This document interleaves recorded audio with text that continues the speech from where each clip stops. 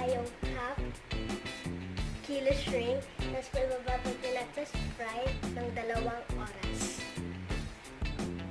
Ang una po natin gagawin, papainitin po natin ang kawali. Tapos mamaya-maya, lalagyan po natin ang at ngayon po, lalagyan ko po ang mantika sa kandila.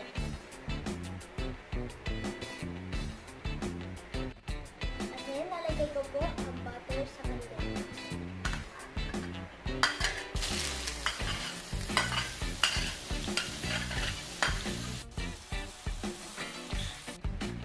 Ang next naman po natin lalagay ay yung garlic.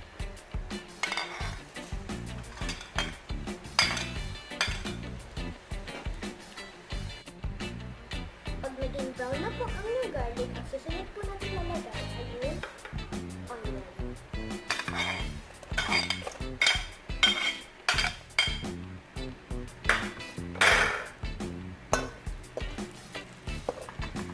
Pagkatapos po natin lagay yung onion, ang susunod po natin lalagay yung shrimp na binabad sa Sprite.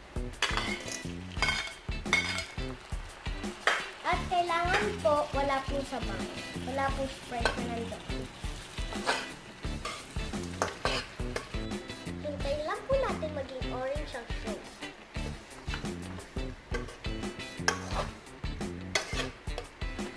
Pagkatapos po maging orange ang shrimp, lalagyan naman po natin ang tomato sauce.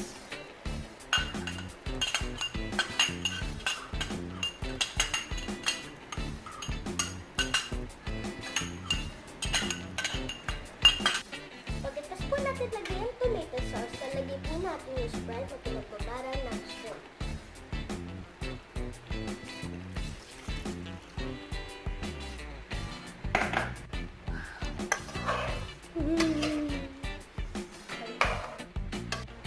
Pagkatapos po natin lagay yung Sprite na pinagbabaran ng shrimp, titimplahan na po natin siya gamit ang salt and pepper.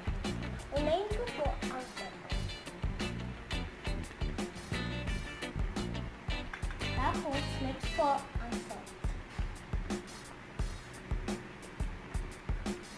Tapos next po, hahaluin na po natin.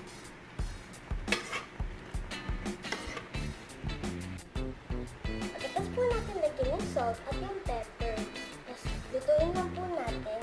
Tapos hintayin lang po natin maluto. At wag na po natin i-serve.